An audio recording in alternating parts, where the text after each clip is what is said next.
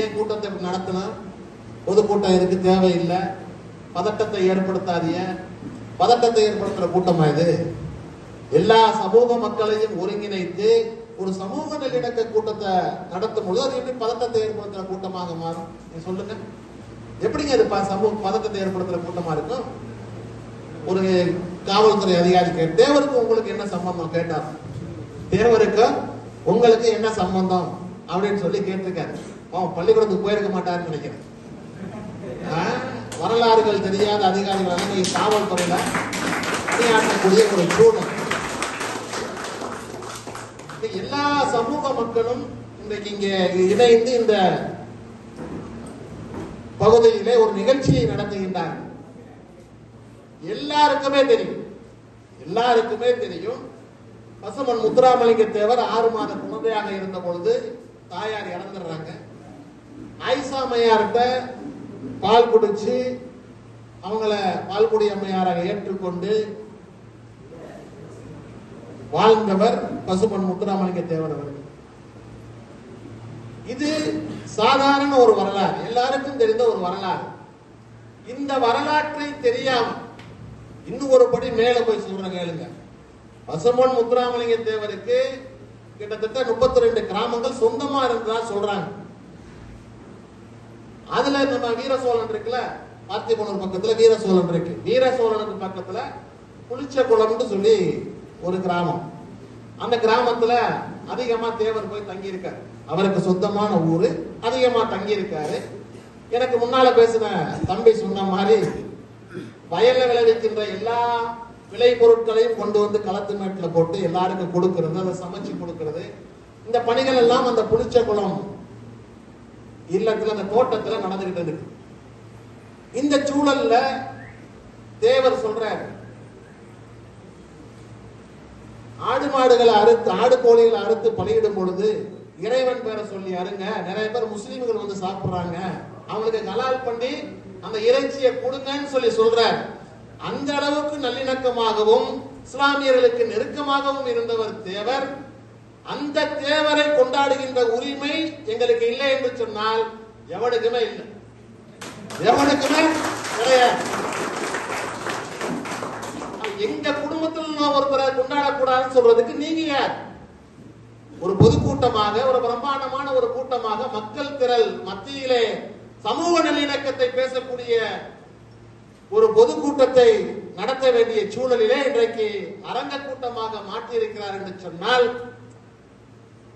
நம்ம இன்னும் கோபத்தை ஏற்படுத்துகிறார்கள். இன்னும் அதிகமாக நான் இந்த மக்கள் மத்தியிலே உழைக்க வேண்டும் என்ற சிந்தனையை காவல்துறை அதிகாரிகள் விதைக்கிறார்கள். எனக்கு முன்னால் பேசிய தோழர் நீதா பாண்டியன் அவர்கள் சொன்னது போல இன்னும் நாம் அதிகமான உழைப்புகளை நாம் மக்கள் மத்தியிலே செய்ய வேண்டியிருக்கின்றது. கோஷ்டி மோதல்களை உருவாக்காமல், கோஷ்டி மோதல்களை கோஷ்டி மோதலை உருவாக்குறதுக்கு முயற்சி பண்றான். இந்த வார்த்தை என்ன அர்த்தம்? இந்த வார்த்தைக்கு என்ன அர்த்தம்? நீ என்ன கோஷ்டி, அவன் என்ன, இதன அர்த்தம்? அதுதானே அர்த்தம். எனக்கு முன்னால பேசுற தோழர் சொன்ன சரவணன் தோழர் சொன்னது மாதிரி மதுரையில தேவர் படத்துல அம்பேத்கர் ஏன் வர்றாரு, அம்பேத்கர் படத்துல தேவர் ஏன் வர்றாரு? ஏயா வந்தா என்ன சொல்லு, வந்தா என்ன? பிளக்ஸ்ல 2 சமூக மக்களும் ஒருங்கிணைந்து ஒரு தலைவரை கொண்டாடுறதுல உனக்கு என்ன பிரச்சனை? மதுரையில காங்கிரஸ் கட்சி அறிவிச்ச ஆலய நுழைவு போராட்டத்துல மதுரை மீனாட்சி அம்மன் கோயிலுக்குள்ள ஹரிஜன மக்களை எல்லாம் கூட்டிட்டு போகணுங்கிற ஒரு சூழல் வரும் பொழுது அந்த நேரத்துல முழு ஒத்துழைப்பு கொடுத்து தன்னுடைய தோழர்களை எல்லாம் அந்த இடத்துல நிறுத்தி உதவி செஞ்சவர் தேவரா இல்லையா? தேவருக்கு அந்த சிந்தனை இருந்துச்சா இல்லையா? தாழ்த்தப்பட்ட சமூக மக்கள் கோயிலுக்குள்ள நுழையக்கூடாது என்ற ஒரு சூழல் இருக்கும் பொழுது அந்த சூழலை எதிர்த்து, அந்த சிந்தனைகளை எதிர்த்து, அந்த வர்ணாசிரமத்தை எதிர்த்து அனைத்து மக்களுக்கும் சொந்தமானது ஆலயம், கோயில் என்று சொல்லி அந்த கோயிலுக்குள்ள நுழைகின்ற அந்த போராட்டத்துல தேவர் முழு மூச்சோடு நின்று தலைமையேற்று அதை நடத்தி கொடுத்தாரா இல்லையா? அப்புறம் அவருடைய படத்தை இவருடைய படத்தோட போடக்கூடாது, இவருடைய படத்தை அவருடைய படத்தோட போடக்கூடாது, மைதீன் படத்தை தேவரோட போடக்கூடாது, தேவர் படத்தை மைதீனோட. ஏயா இல்லையா? உங்களுக்கு என்ன பிரச்சனை? உங்களுக்கு என்ன பிரச்சனை? காவல்துறை அதிகாரிகள், இந்த சமூகம் இந்த தமிழ்நாடு பதட்டத்தோடு இருக்கணும்னு நீங்க நினைக்கிறீங்களா? நாங்க கேட்கிறோம். பதட்டமாகவே இருக்க வேண்டும் என்று உங்கள் சிந்தனையிலே விதைக்கப்பட்டிருக்கின்றதா? எதுக்கு உங்களுக்கு இந்த பேச்செல்லாம் வருது? இன்னைக்கு மதுரை கடந்த ஓராண்டு காலமாக தகித்துக் கொண்டிருக்கின்றது. எங்க எப்ப பார்த்தாலும் பிரச்சனை பண்ணிட்டே இருக்கிறான். தோழர் மீதா பாண்டியன் அவர்கள் சமூக நல்லிணக்க மத நல்லிணக்க கூட்டமைப்புன்னு வச்சு கடுமையான போராட்டங்களை பண்ணிக்கிட்டு இருக்கிறாங்க. மீதா பாண்டியன், கண்டி டிஃபன், தோழர் வாஞ்சிநாதன் எல்லாம் சேர்ந்து மிக கடுமையான போராட்டங்களை பண்ணிக்கிட்டு இருக்கிறாங்க. மதுரை அவர் சொன்னது போல மதுரையில சிக்கந்தமலை, மதுரையில திருப்பரங்குன்றம் சிக்கந்தமலைன்னு சொல்றாங்க. அங்க தர்கா இருக்கு. காலங்காலமாக எங்களுக்கு விவரம் தெரிஞ்ச காலத்துல நாங்க சின்ன வயசு, எனக்கு 52 வயசு ஆயிடுச்சு. சின்ன வயசுல இருந்து சிக்கந்தாமலைக்கு போறோம்னு சொல்லி ஊர்கள்ல இருந்து கிளம்பி போகக்கூடிய ஒரு சூழல் நிலவி வருகிறது. அந்த சிக்கந்தாமலையில போய் கந்தூரியாக்கி ஆடு கோழிகளை வெட்டி சாப்பிட்டு வரக்கூடிய சூழல் எல்லாம் இன்னைக்கு நிலை வந்துச்சு. இன்னைக்கு மதுரையையும் மதுரையை சுற்றி உள்ள பல பகுதிகளில் நீங்க பாருங்க. மதுரையையும் மதுரையை சுற்றி இருக்கக்கூடிய விருதுநகர், ராமநாதபுரம், சிவகங்கை, அந்த பக்கம் தேனி எல்லாத்தையும் நீங்க பாருங்க. பல ஊர்கள்ல இஸ்லாமியுடைய பெயர்கள் சிக்கந்தர்னு சொல்லியிருக்கு. சிக்கந்தர்னு சொல்லி பேர் வைப்பாங்க. அந்த தர்காவுக்கு அவங்க போய் அவங்க அங்க ஏதோ ஒரு வேண்டுதல் வச்சு அந்த மகானுடைய அந்த நல்லடியாரனுடைய நினைவாக அந்த பெயர் தன்னுடைய குழந்தைகளுக்கு சூட்டக்கூடிய ஒரு சூழல் இன்றைக்கு மதுரையை சுத்தி நிலவுது. அந்த அளவிற்கு பெயர் பெற்ற அந்த சிக்கந்தர் மலையை நீங்க இங்க போகவே கூடாது, சாப்பிடவே கூடாது. இறைச்சி சாப்பிட்டாரு நவாஸ்கனி, இறைச்சி சாப்பிட்டாரு, அது சாப்பிட்டாரு, எதை சாப்பிட்டாரு? நான் என்ன கேட்கிறேன்னு சொன்னா, இதுல அரசாங்கத்தின் மீது மிகப்பெரிய தவறு இருக்கிறது. இவர்களை எல்லாம் வளர விட்டு பார்க்கின்ற அரசாங்கமாக இன்றைக்கு அரசாங்கத்தின் மீது குற்றச்சாட்டு. நீ முதல்ல விருதுநகர் அருப்புக்கோட்டையில இருந்து ஒரு குடும்பம் சிக்கந்தர் தர்காவுக்கு போகுது. அந்த தடுத்து நிறுத்தினால ஒரு தாசில்தார் போலீஸ் அப்பவே சஸ்பெண்ட் பண்ணியிருந்தோம் சொன்னா அந்த வழக்கு அப்பவே முடிஞ்சிருக்கு. அவனை உடனடியாக சஸ்பெண்ட் பண்ணி மேல போறத நீயே தடுக்கிறேன்னு சொல்லி அவன் உடனே தடுத்து நிறுத்தி இருந்தான்னு சொன்னா அந்த பிரச்சனை அங்கேயே முடிஞ்சிருக்கு. ஒரு காலத்துல சென்னை டி நகர்ல ஒரு மசூதிக்குள்ள ஒரு சிலை உட்காருது. கலைஞர் அவர்கள் முதலமைச்சராக இருந்த பொழுது திருவேலை டி நகர்ல இருக்கக்கூடிய ஒரு மசூதிக்குள்ள ஒரு சிலையை கொண்டு வந்து ஒருத்தன் வைக்கிறான். வச்சுட்டு என்னுடைய கடவுள் என்னுடைய கனவுல சொன்னாங்க, நான் இந்த பள்ளிவாசலுக்குள்ளதான் பிறந்தேன், என் சிலையை கொண்டு அதுக்குள்ள வகின்னு சொல்லி என் கடவுள் என்கிட்ட சொன்னதா, அதனாலதான் வச்சேங்கிறான். சிலையை தூக்கி கலைஞர் என்ன சொன்னாரு, அந்த சிலையை தூக்கி போல வெளியே போடுகிறேன் சொல்லிட்டு கலைஞர் என்ன சொல்றாரு, இந்த நாட்டினுடைய முதலமைச்சர் நான் தான், ஓ கனவுல சொன்ன அந்த கடவுளை என் கனவுல சொல்ல சொல்லு அப்படின்னு சொல்லி தூக்கி வெளியே வச்சார். அதோட அந்த சாப்டர் முடிஞ்சிருச்சு. அதே மாதிரி நீ திருப்பரங்குன்றத்துல அந்த சிக்கந்தர் மலைக்கு போன இடத்துல அந்த தடுத்து நிறுத்தின அதிகாரிகளை நீங்க சஸ்பெண்ட் பண்ணி தண்டிச்சிருந்தீங்கன்னு சொன்னா இன்னைக்கு இவ்வளவு தூரம் நடந்திருக்காது. அது மட்டும் இல்லாம அவர் தோழர் சொன்னது மாதிரி முருகன் மாநாடு, அது இது RSS போராட்டம், இந்து முன்னணி போராட்டம் கடுமையா நடத்துறதுக்கு அனுமதி. இவங்க சமூக நல்லிணக்க மாநாடுன்னு ஒண்ணு அறிவிக்கிறாங்க, அதுக்கு அனுமதி மறுப்பு. KK நகர்ல ஒரு மண்டபத்தை பிடிச்சு நடத்திட்டு போகக்கூடிய ஒரு சூழல். ஏன் இந்த சூழல்? எதற்கு இந்த உருவாகிறது இந்த சூழல்? அப்ப யாருடைய கண்ட்ரோல்? ஆட்சி, அதிகாரம், அதிகாரிகள் இவங்க யார் கண்ட்ரோல்ல இருக்காங்க? ஒண்ணுமே புரிய மாட்டேங்குது நாட்டுல, தமிழ்நாட்டுல. இன்றைக்கு நாம சமூக நல்லிணக்கம் பேசுறோம், எல்லா சமூக மக்களும் ஒன்றாக இருக்க வேண்டும் என்று விரும்புகின்றோம். மாமன் மச்சான்களாக, அண்ணன் தம்பிகளாக வாழ வேண்டும் என்று அனைவருமே விரும்புகின்றோம். பாசிச சக்திகளை தவிர அனைத்து சமூக மக்களும் அண்ணன் தம்பியாக வாழ வேண்டும் என்று இந்த மண்ணிலே விரும்புகிறார்கள். அந்த நல்லிணக்கத்தை கெடுக்கக்கூடிய சூழ்ச்சியை யாரோ ஒருத்தர் செஞ்சுக்கிட்டு இருக்கிறான். அதற்கு ஆட்சியும் அதிகாரிகளும் துணை போகிறார் என்பதுதான் நம்முடைய குற்றச்சாட்டு. உண்மையா இல்லையா? போறாங்களா இல்லையா? இதுதாங்க. இத முதல்ல நம்ம தெரிஞ்சுக்கிட்டு நாம பணி செஞ்சோம்னு சொன்னா நம்மளை எவனும் ஜெயிக்க முடியாது. இன்னைக்கு ஒரு கூட்டம் நடத்துறதுக்கு நமக்கு அனுமதி இல்லை. ஒரு கூட்டம் நடத்துறதுக்கு அனுமதி இல்லைன்னு சொன்னா என்ன இது? எவனோ இப்ப இந்த சில பேர் போய் சொன்னாங்க, இந்த தம்பிமார்கள் கூட்டம் ஏற்பாடு பண்ணும் பொழுது போட்டியா ஒரு சில பேர் போய் சொல்லியிருக்கான், எங்களுக்கு ஐஜிஏ தெரியும் இருக்கான். ஐஜிஏவா தெரியும்? எங்களுக்கு ஐஜியை தெரியும், டிஜிபியை தெரியும், அந்த கூட்டத்தை நிறுத்துங்க அப்படின்னு சொல்லி சொன்னாங்க. ஐஜி இவங்களுக்கு தெரியும், ஐஜிக்கு இவங்களுக்கு தெரியுமா? விவேக் காமெடியில வருது மாதிரி எனக்கு கமிஷனரை தெரியும் சொல்றாங்கல்ல. நான் என்ன கேட்கிறேன், ஐஜி உனக்கு தெரியுமா? ஐஜி உலகத்துக்கு எல்லாத்துக்கும் தெரியும், தமிழ்நாட்டில் உள்ள அவ்வளவுக்கு தெரியும். ஐஜிக்கு உனே தெரியுமா? அப்ப ஐஜி தெரியும் சொன்னா அவனுக்கு சாதகமா காவல்துறை நடந்துக்கிறோமா? நாங்க கேட்கிறோம், காவல்துறை நடந்துக்கிறோமா? அப்படிப்பட்ட ஒரு மோசமான சூழ்நிலை இன்றைக்கு அதிகாரிகள் நிகழ்த்தி கொண்டிருக்கின்றார்கள்.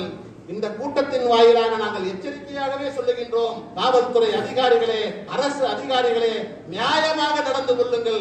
இந்த மண் சமூக நல்லிணக்க மண், சமூக நல்லிணக்கத்தை உருவாக்க வேண்டும் என்ற எண்ணத்தோடு நீங்கள் பொறுப்புணர்வோடு நடந்து கொள்ள வேண்டும். இன்னைக்கு மைதி கூட்டத்தை நாங்க இவ்வளவு கேட்டிருக்காங்க, நிகழ்ச்சி நடத்துறவங்க கூட தொடர்ந்து பிரச்சனை கோர்ட்ல போட்டு இன்னைக்கு இந்த கூட்டத்தை இங்க நடத்தும். சென்னையில இருந்து நான் கிளம்பி வரணும், வருவாரா கேட்டிருக்காங்க தம்பிமார்கள் எல்லாம். வந்துருவார்ல, கூட்டம் ரொம்ப இந்த மாதிரி ரொம்ப இடைஞ்சல் நிறைய வந்துகிட்டே வந்துருவார்ல. எப்படி வந்துருவோம்? எப்படியும் இந்த கூட்டத்துக்கு வருவோம். ஏன் வருவோம்னு சொன்னா, மதுக்கூர் மைதீன் நாங்க மனிதநேய ஜனநாயக கட்சி 2016 ஆரம்பிக்கும் பொழுது, மனிதநேய மக்கள் கட்சியிலிருந்து பிரிந்து நாங்க ஆரம்பிக்கும் பொழுது அதிராம்பட்டினத்துல ஒரு கூட்டம் நடத்தணும். அந்த கூட்டத்தை நடத்த முடியாம பல்வேறு இடையூறுகள், சிக்கல்கள் நடந்துச்சு. அந்த கூட்டத்தை மைதி பேனர் வச்சு வரவேற்று, எங்களை வரவேற்று அமர வச்சு அருமையான முறையில் அந்த கூட்டத்தை நடத்தி கொடுத்தவர் மைதி. அந்த அன்னைக்கு நான் வேற ஒரு கூட்டத்தில் இருந்தேன். ஆனா இங்க அதிராம்பட்டினத்துல அந்த கூட்டத்துல சிறப்பான முறையில் அந்த கூட்டம் நடந்துச்சு. அந்த இடத்துல கூட மைதி என்ற ஒரு விஷயத்தை சொன்னாப்ல, வருத்தமான விஷயம். அந்த நேரத்துல என்னுடைய நண்பன் இங்க வந்தவன் மைதீனை சந்திக்க விரும்பவில்லை என்று சொன்ன செய்தியை மைதீன் என்னோட வருத்தத்தோடு பகிர்ந்து கொண்டார். அதிராம்பட்டினத்திற்கு வந்த என்னுடைய நண்பன் மைதீனை சந்திக்க விரும்பவில்லை என்ற செய்தியை எனக்கு கேட்கும் பொழுது மிகுந்த வருத்தமாக இருந்தது. ஒரு போராட்டத்தை, ஒரு அமைப்பை ஆரம்ப நிலையில் கட்டமைக்கும் பொழுது யாரெல்லாம் நமக்கு துணை நிற்கிறார்களோ, யாரெல்லாம் நமக்கு தோளோடு தோல் நிற்கிறார்களோ, அந்த அமைப்பு வாழுகின்ற வரை அவர்களுக்கு நாம் நன்றி கடன் பட்டிருக்க வேண்டும். அதுதான் எங்களுடைய லட்சியம். இன்னைக்கு இந்த மண்ணில் நாங்க நிக்கிறேன்னு சொன்னா அந்த நினைவலைகளை இன்றைக்கு நான் ஆசை போடுறேன். அன்னைக்கு நின்றால மைதி நம்ம கூட, அன்னைக்கு மைதி நம்ம கூட நின்றால, மைதீனுக்காக நம்ம என்னைக்கு நிக்கணுங்கிற அந்த உறுதிமொழியை என்னுடைய தம்பிமார்கள் ஏற்றுக்கொண்டு இன்னைக்கு இந்த நிகழ்ச்சியை நடத்தி கொண்டிருக்கிறார்.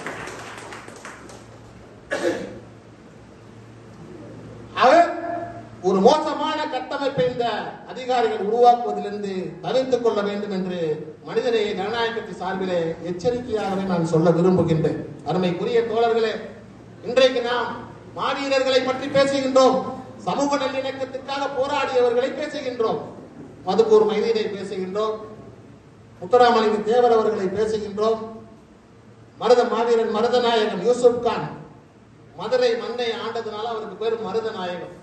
தொங்குனவனுக்கு, தூக்கு தண்டனை நிறைவேற்றிய ஒருவனுக்கு மறுபடியும் எப்படி மூச்சு வருது?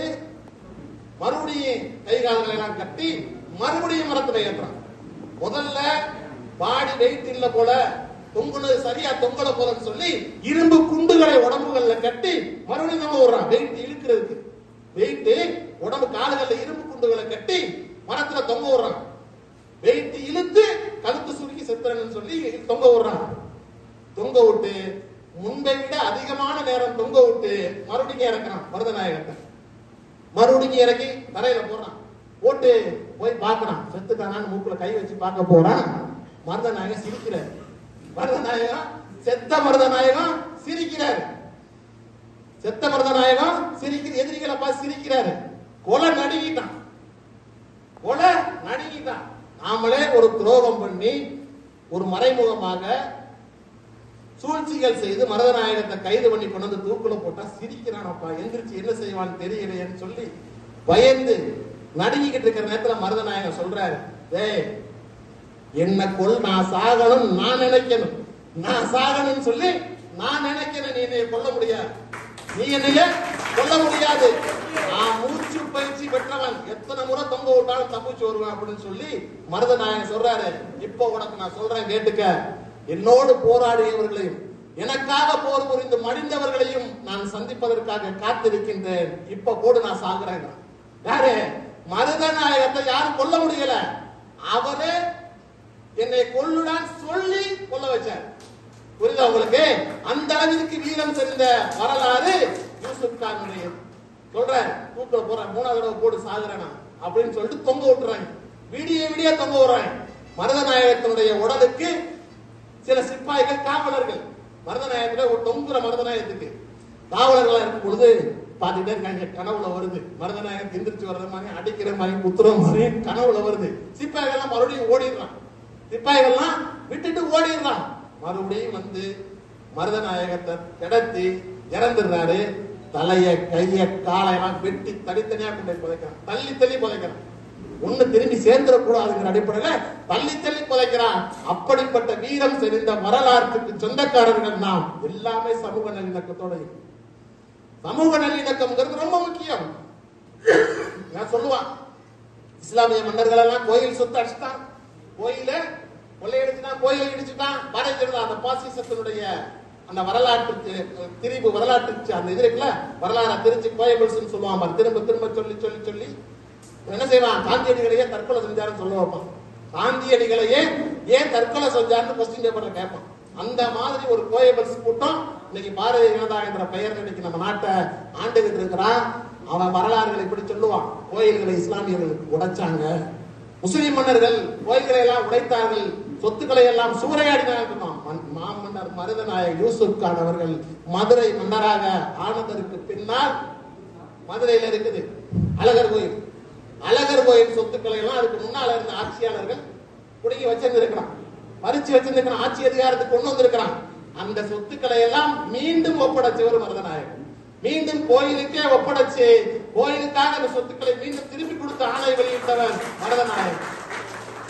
அந்த அளவிற்கு மருதநாயகம் யூசுப் கான் அந்த அளவுக்கு மத நல்லிணக்கத்திற்கு சொந்தக்காரர்.